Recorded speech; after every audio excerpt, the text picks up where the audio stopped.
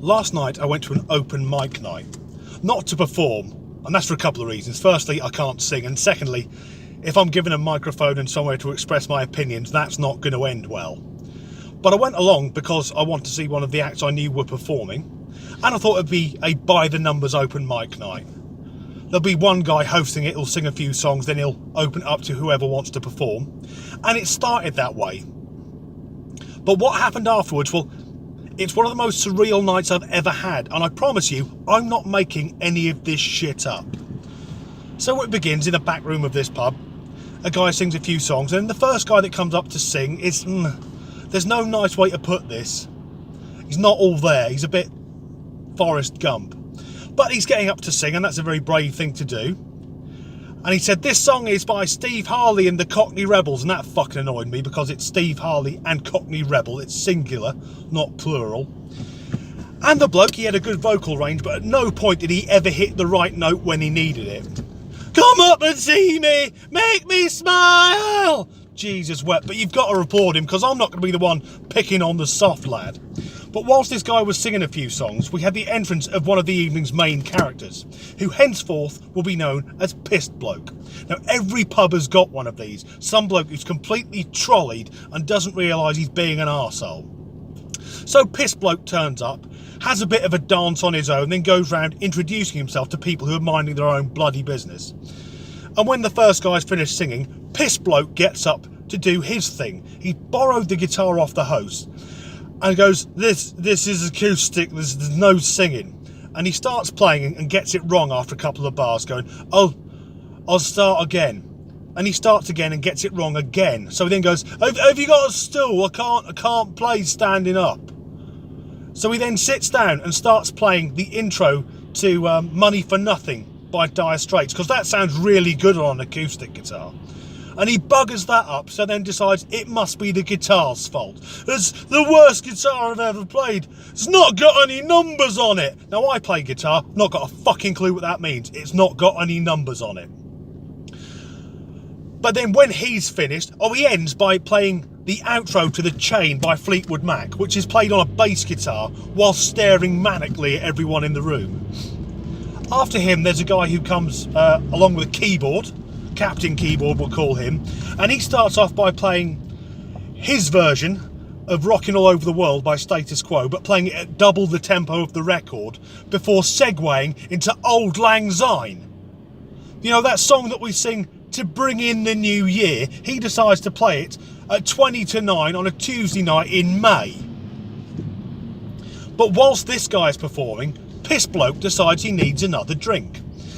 And as he walks past me, he goes to give me a nipple twist. So I knock his hand away and go, oi, fuck off. And he's, what's your problem, mate? I'm just having a laugh. He then sees my expression and goes, sorry, mate. So I didn't mean piss you. I didn't mean piss you off. Walks out, gets 5 feet, then comes back again. Sorry, mate. Half belches into my face. I didn't mean piss you off. So I said, look, mate, just fucking leave me alone. So after Captain Keyboard has done his bit, the host then gets his mate up to sing a few duets, but the guy with the keyboard somehow makes a trombone appear, apparently out of fucking thin air, and decides to accompany them. Now, have you ever heard Let's Dance by David Bowie with added trombone? Because I have, and it's fucking weird. Put on your red shoes and dance the blues. What's going on? I'm thinking I'm having a fucking breakdown. Then Piss Bloke comes back in and speaks to me and says, mate, was it hard to grow your beard? I said, no, just stop shaving. And after an hour and a half, we get to the interval. And it then transpires that Captain Keyboard and his magical trombone is a fucking music bore.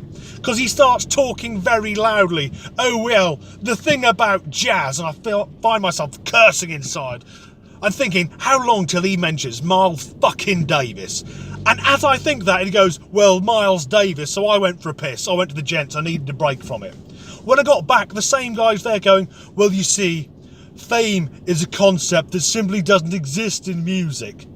And if you know what that means, please let me know, because it sounds like he's saying there's no such thing as a famous musician, whereas there's quite a lot of evidence that runs contrary to that. And then he finishes up by going, well, of course, I never met Mozart, but if I'd lived at the same time as him, I could have met Mozart. I'm thinking, so if you'd been born a couple of 100 years ago, yes, you could have met Mozart, and that would have worked out well for me, because he wouldn't fucking be here either. Oh, and one other guy who I've never met, who sat on a sofa next to me. I've never laid eyes on this guy before. We have never conversed. He decides to speak to me by going, I don't like jazz music because it's played by blacks. Fucking hell, mate. This is how you start a conversation, with a bit of casual racism. Then finally, the act I'd come to see, they take to the stage. Some spoken word poetry, because I'm fucking classy. And I thought, oh, I'll record some of this on my phone. So I get my phone out, press record, and in 30 seconds I feel someone just nudge me in the back. So I look over my shoulder, it's Pissed Bloke again, staring at my phone. So I stop recording, look at him, go, what are you doing? He goes, I'm just watching the video, mate.